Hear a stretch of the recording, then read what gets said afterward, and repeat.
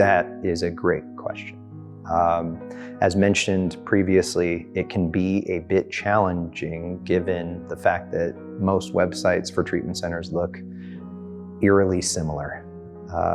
And I think the best way to go about it is to go to trusted resources.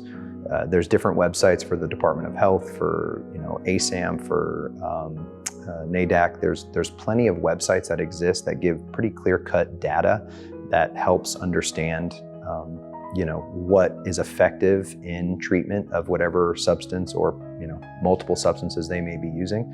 The other thing I would recommend is when calling or reviewing different treatment centers, ask to speak to their clinical team. Ask to find out what their credentials are.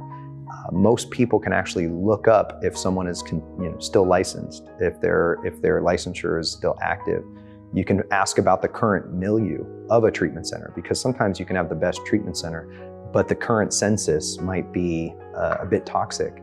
And if they're honest with you, they'll tell you, you know what, we have a couple outliers in here that are causing some trouble. Maybe now is not the best time to enter our program, even though we believe in our program. There's other times where we believe that it's best to go and tour a facility. And actually, if you have the means, sometimes that's not possible. And obviously within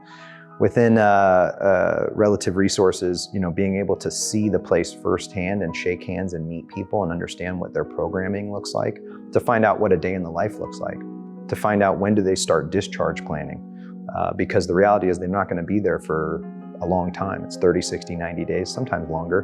But the reality is if they're working on a discharge plan, what's next at the tail end of their treatment, then they've missed the point. And then also, what does the family involvement look like? How does the family play part? Is there family therapy? Are there family groups? How often? What does visitation look like? What does technology usage look like? These are all important questions depending on the presenting issues of your loved one.